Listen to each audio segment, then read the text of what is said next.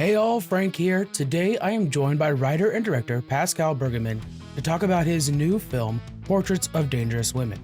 This one's a grounded, offbeat character piece that starts with a random road accident and unfolds into something more layered. Pascal walks us through his inspiration, starting with a book of old photos and how that grew into a heartfelt, quietly unpredictable story about connection, grief, and the humor that sneaks in between. We talk about the film's cast, tone, and what it really takes to make a film work, from finding the right actors to knocking on strangers' doors for shooting on location. This film is already released in the UK, but coming out to the US soon. Links in the description if you want to check it out. We're going to have a normal Geek Freaks episode coming out later this week, so make sure you guys stay tuned. And let's jump right into this conversation with Pascal.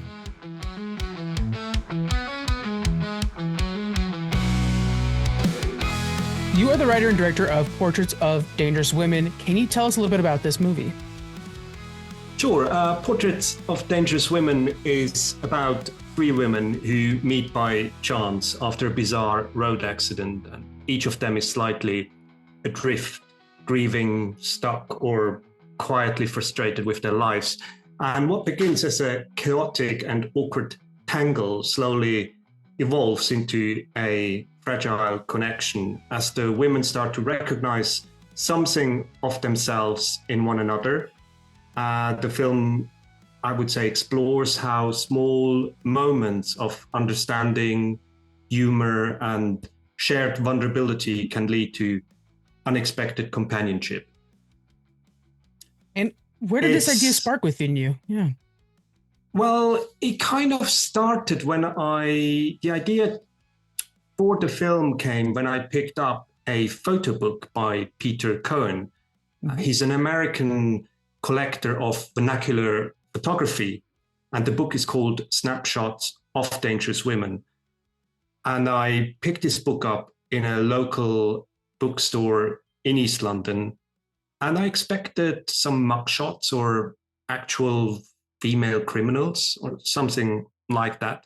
But instead, it was a collection of amateur photographs of women doing more or less risky, dangerous things or unconventional things, maybe like climbing a lamppost, sitting in a tree, lying on a bullseye target, posing with a pistol. And what really struck me was the energy in those photographs. They were playful and a bit mischievous, quite humorous as well. And looking at these women, I just had this urge or desire to connect them somehow, to imagine a world where we could actually hear and see those women interact.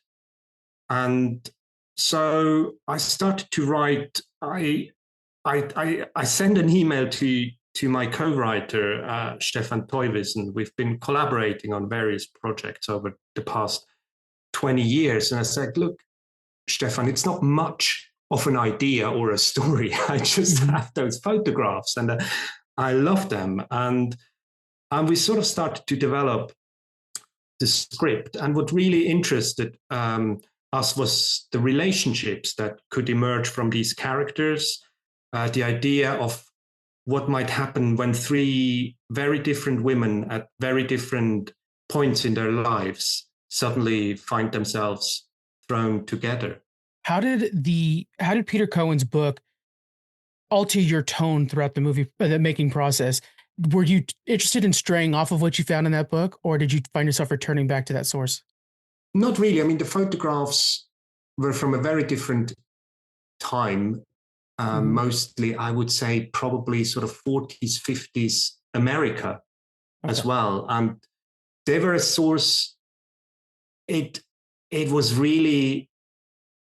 was, I know that might sound a bit strange, but it was the feeling I got when I looked at these pictures, that sort of the energy, the warmth, the humor, the mischievousness of these women, that's what inspired me. And we used the pictures in the film. So one of the characters is collecting vernacular photography as well. That's Hmm. kind of a story thread as such, or part of the story. And she is collecting those pictures. So they're part of the film. They're in there and you can actually see them. But if you want to find out more about it, then you should definitely check out Peter's book, Snapshots of Dangerous Women. I think it's a wonderful collection of photographs. Yeah. Now, with the term dangerous in the title, in the context of this, are you trying to challenge what people would assume, much like when you first picked up that book, assuming it'd be criminals? Are you trying to challenge others with that term dangerous? Not so much a challenge, and I hope it's not too misleading either. But for me, when I picked up the book, or also when we were writing the script, the danger wasn't about a threat or peril. Right. For me, it's about the unpredictability and the spontaneity of these characters. You're never quite sure what it will do next, and you're never quite sure where the story takes you. And for me, these women, they're not trying to stand out or be remarkable. They're just perhaps a little lost and figuring things out as they go. And yeah, that's what interested me to kind of create this world that was somehow something very unusual, and something we don't perhaps recognize, and that's what the danger is for me. Yeah. um Yeah. yeah. In this story, you're blending grief, absurdity, humor. How do you how do you balance all three of those tones? They seem like they would bounce off of each other pretty radically. um I think probably the one tool that is used to balance this out is humor. I mean, Mhm. it's not a laugh out loud comedy. It's more a sort of, you chuckle Yeah. throughout the film kind of film. I would say that's probably the weapon of choice to balance these things out. And I quite like, again, you sort of, one moment you're laughing, the other one you're thinking, oh, what's going on here? And yeah, that's kind of what interests me as a filmmaker. That sort of interesting blend of wit, drama, the absurd as well, Yeah. but trying to stay grounded somehow. And yeah. Yeah. Now, you once described this film as a quiet refusal to perform. How does that how does that guide your directing style? That's a comment I've made about the women, because I feel the characters, all the characters, not just the women in this Right. film, they're very authentic, and they refuse to perform. They're flawed, they're uncertain, they don't always make the right choices. They're probably not even likable at the beginning. You think, what's wrong with them? They're quite odd. They're Yeah. also not trying to be heroes. They're reacting to life as it comes. And yeah, sometimes in unexpected ways, but at the same time, always taking responsibility for their actions. So when I refer to refuse to perform, it's really these women. They're not polished. They're full of contradictions. They make odd little choices. And that's, to me, what makes them authentic and actually likable. Yeah. I sort of, at the end of the film, feel like, yeah, I want them to be my friends. Really, I would like to have friends like that. And I do have friends like that, of course. Mhm.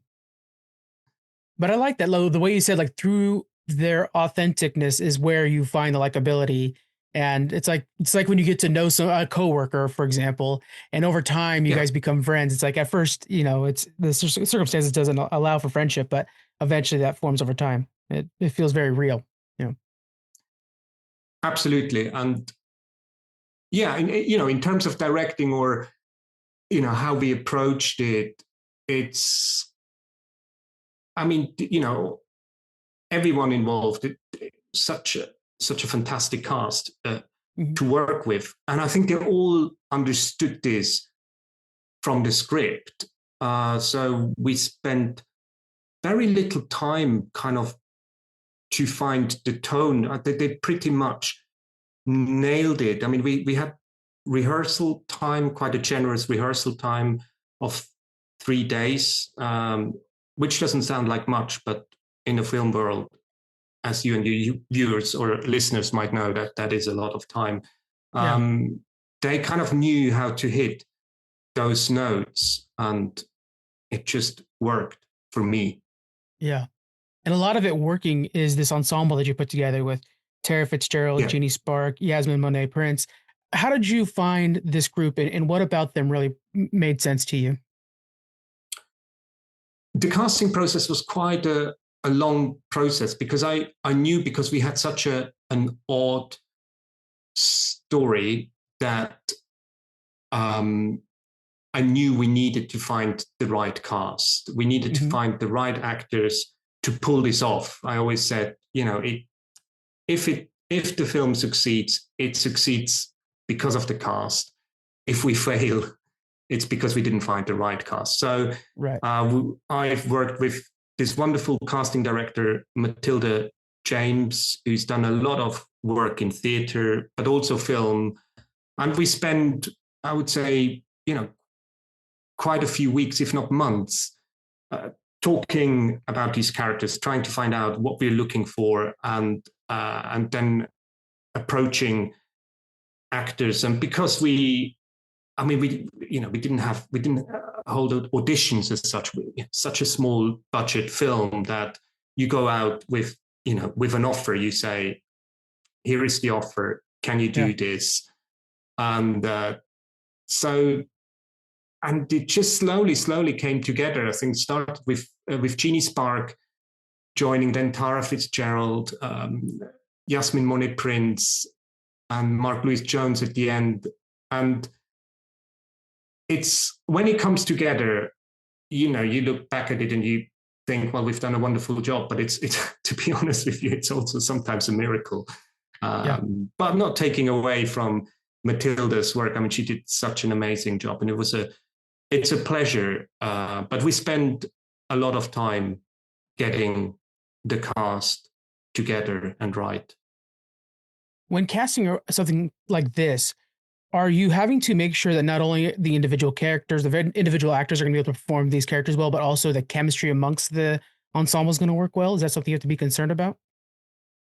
That is something I was very concerned about. And of course, you're never quite sure Right. if it works or not. Even if you do auditions, once you're on set, things can change. Yeah.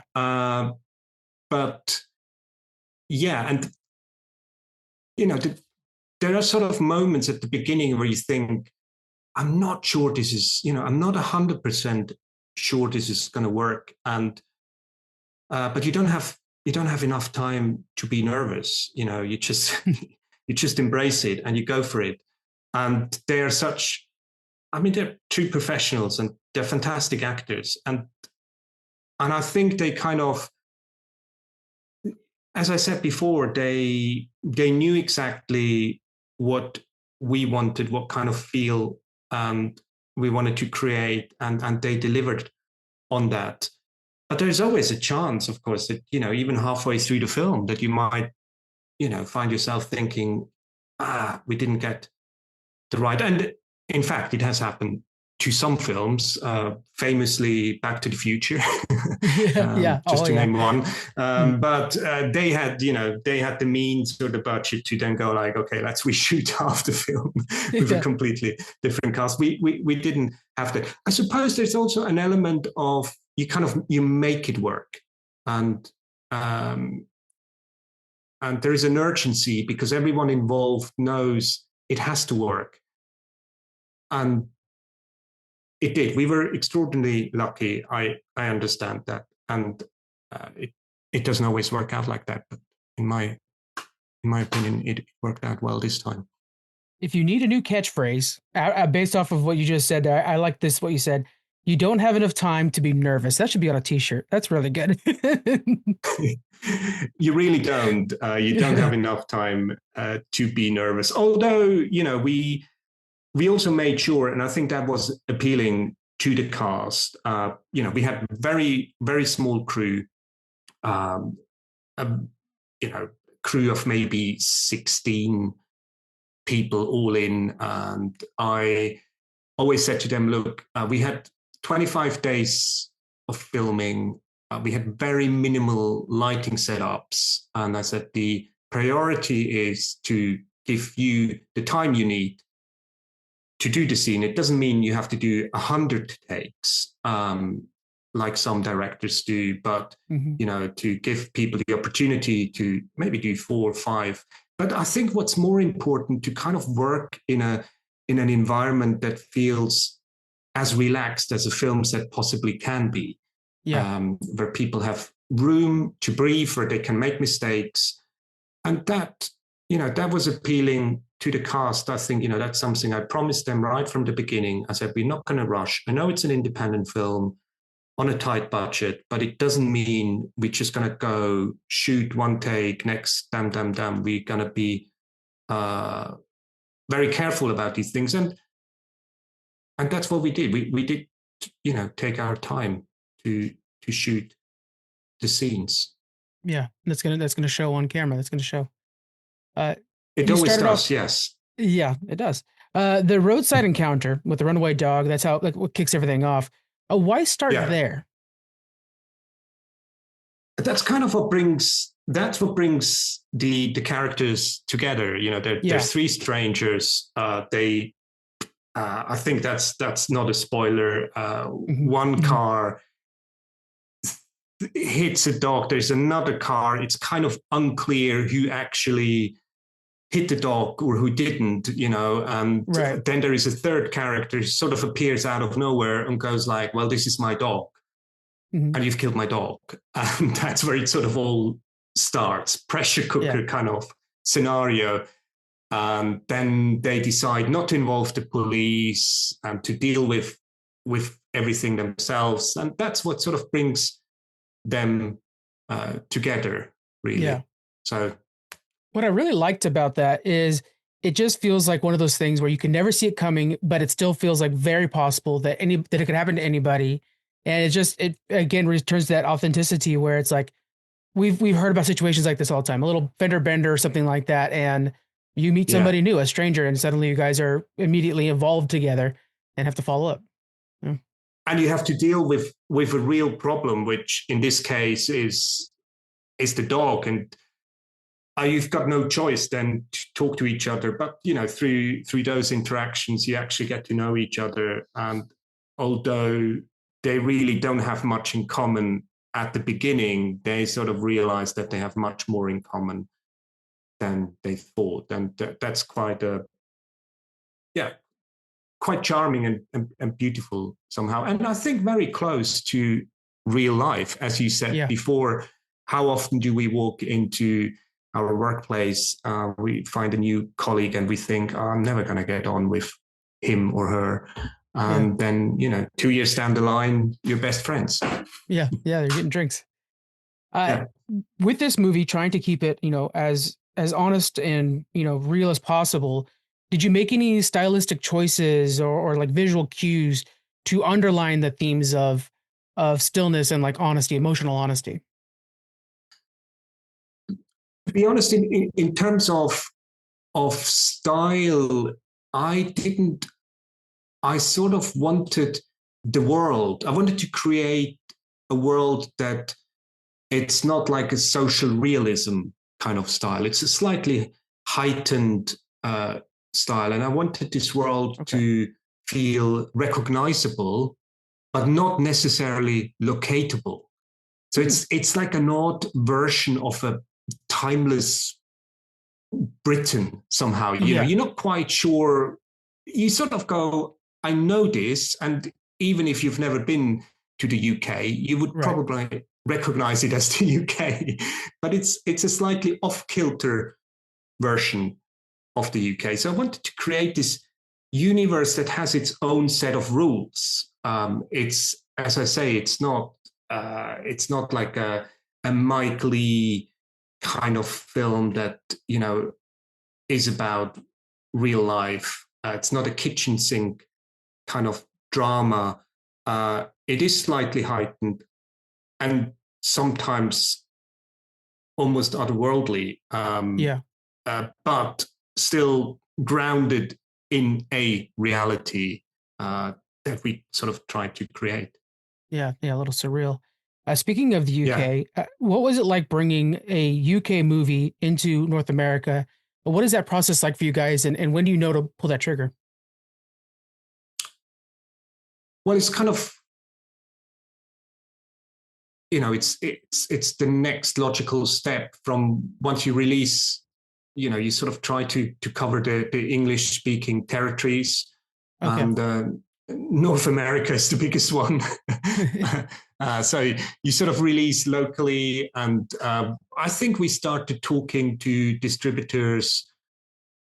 I'm not sure. I think we had the UK distribution agreed, and shortly after that, we started to reach out to distributors in the US, Hmm. and yeah, that's how it goes. The question then always is, oh, do you release at the same time because you can then do one campaign, Yeah. rather than doing two separate campaigns or three separate campaigns? But to be completely honest with you, with such a small film where you have such a small budget, it makes no difference whether you release a few months later in the US or not. It's not like a big studio film, where they throw 200 million at PR and Right. campaigns, and where you want to do it in one go. Yeah. so Yeah. so for us, it's kind of almost old fashioned in the sense, I don't know, you're probably old enough to remember that a film would first be released in the US and then Oh later yeah. in other territories, or the other Yeah. way around. And these days with streaming and, in general globalization, that doesn't really happen so much anymore. But I think with smaller films, that's still possible, or I would say it's probably the norm. And it's, to be honest with you, it also helps because, we did the UK campaign where we had a limited theatrical release where we did a lot of Q&As with cast and crew. So it's quite time consuming, it takes a lot Hmm. of time and energy. And then releasing at the same time in the US, that would have been difficult. So I'm quite glad we did that back in October, November in the UK, had a little break, also learned from what went well in the UK campaign, what didn't work, and could apply that to the US and Canada. That's what I wanted to ask next is with that process. And this is coming out July 10th for the US guys. So make sure you guys are following the links in the Mm. description. But with that, yeah, are you learning and adapting based off of the new territories? And maybe you're talking to people in those territories and seeing what works differently for them. And in that case, what have you learned going from the UK to the US that you've changed? I'm sorry, in the marketing from the UK to the US. I think we were always aware that the title, as much as we like it, can also be a bit of a problem. So you kind of you hear the title and you might expect some sort of heist movie or some Yeah. horror film or some, dark crime movie, which, Portraits isn't. But we were very aware of that right from the beginning, and we tried to make sure that we communicated what kind of film it is, that it is a very gentle comedy drama. So you tried to do that through the trailer, through, just general campaign assets, Instagram poster. Yeah. But I think, we still improved upon that. We still realized, okay, we have to be more specific. We have to tell people exactly what it is for the US campaign. So that's something we slightly adapted, and yeah. Now, with such a grounded movie, something that you probably take a lot of passion in and it enters into you a lot, have you changed how you see your role as a director and writer after this project? Not really. I think, I grew up in a small town in the Swiss Alps, Hmm. no film industry, nothing like that. And from a very young age, sort of started to make films Yeah. first with with a VHS camera that we borrowed of someone's dad, and editing tape to tape on someone's video recorder. So making films for me was always doing not everything, but wearing a lot of hats. So writing the story, finding the location, convincing enough people, uh, in front and behind the camera to be part of it. And to some extent, that's how I have made all my films. Yeah. The same with portraits. We again, what was important to me was to make sure that everyone was paid. Working on the film was paid the standard rates. I'm sure you have the same. Oh yeah. What is it in the US? Yeah. SAG after all So the just unions. making sure Hmm. exactly. We don't quite have the same rules over here. It's not as strict, but nonetheless, I said, look, we want to pay the crew, we want to pay the cast, but apart from that, finding locations, that was our job. So we would literally go around. I felt honestly like I was, 14 again, knocking on people's doors saying, we Yeah. really like your gallery. We're filmmakers. We can pay you something. It's not very much, but, would you listen to us? And, people are very friendly and open. And they said, of course, come in, let's have a chat. So it's and the same, with while making the film, it was I always liked the collaborative nature of filmmaking, and I know it's people talk a lot about it, but often it's more talked about than anything else, really. But for us, it meant the cast. We didn't have trailers or a green room or anything. The cast was on set Yeah. with us, as the director. If something needed, if something needed moving at the end of the day, or if I could help the camera crew with something, I would do that. And so that's a very different way of making films. It's not for everyone, and I'm not Hmm. saying it's the only way or the best way. But in a way, that's how I've made films all my Yeah. life. And to be honest, that's Back how to I the would like days to when you used to do continue. tape to tape. I mean, that's such a unique way Yeah, of growing up with filmmaking, and it makes you appreciate things more now. And so you're willing to go move a yeah, camera with a cameraman. exactly. And sometimes, sometimes you closest. Of course, there are health and safety concerns, and Right. you don't.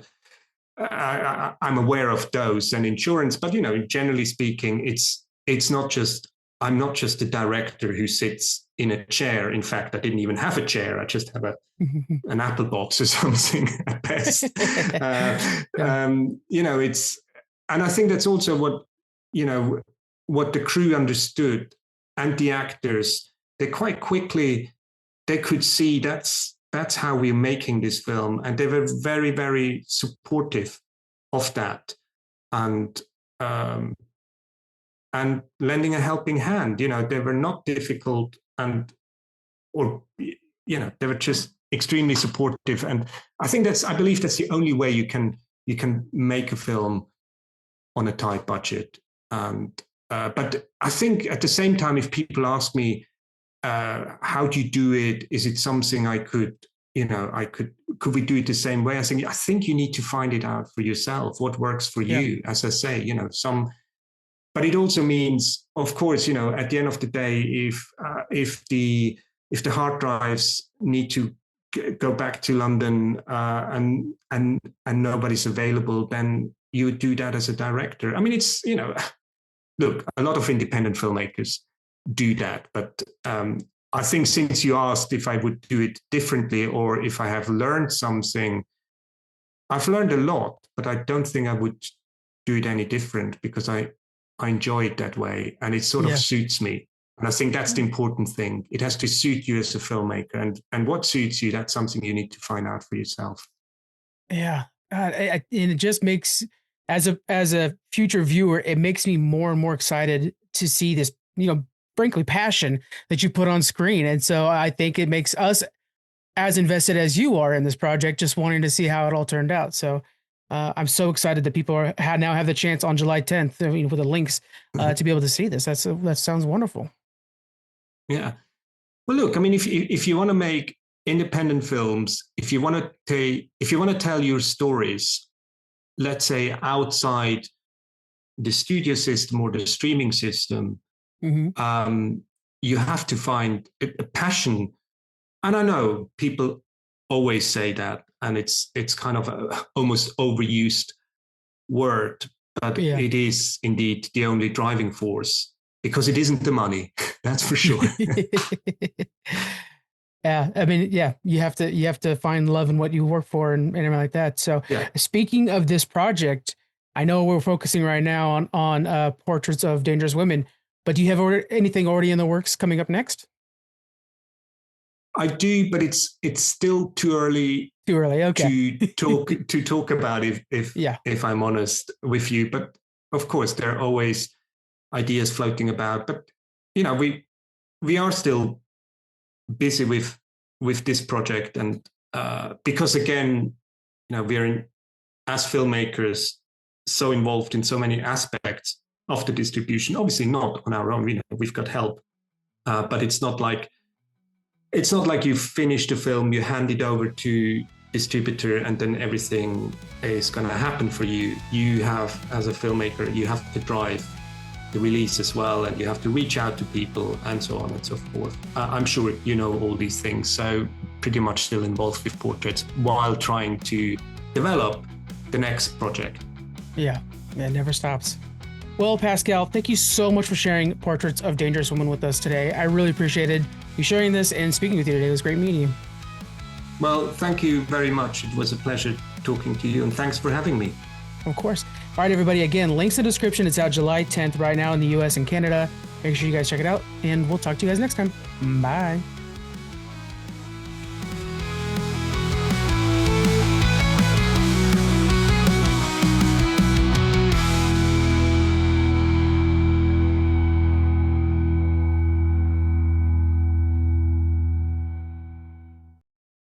At Arizona State University, we've made online education better, smarter, and more personalized so you can go further in your aspiring field. I decided to pursue medicine once I realized that ASU did have the online program for biological sciences. You're still required to learn the same curriculum. You're still being tested on the same content that anyone would be tested on in person. The comprehensiveness of the program prepared me so well for medical school.